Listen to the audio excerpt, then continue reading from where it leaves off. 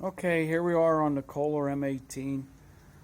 Like I said, I had it pulled because I had a backfiring issue, and I thought it was a sheared keyway on the flywheel, but it wasn't. It was a bad coil.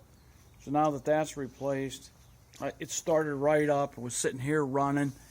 I had it uncowled, so I didn't run it very long, but when I shut it shut off like really rapid, instantly. I'm like, man, now the crankshaft won't turn. Okay, so I pulled this jug off, and it's in perfect shape. This isn't a real high hour engine, 560 hours, I think. This piston and rod right here, the wrist pin moves real well. The rod moves on the crank, so that's not in. So I come over to this side, the same thing. Piston's good, wrist pin's good. Then we get to this rod. Yeah. That should move freely. It's stuck on the crankshaft. So we lost oil pressure somehow.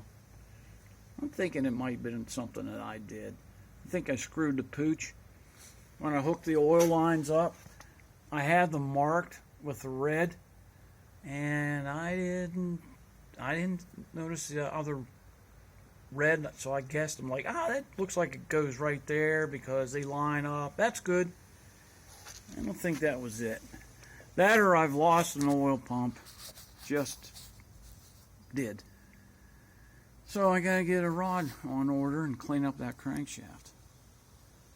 Oh yeah, just one of those days.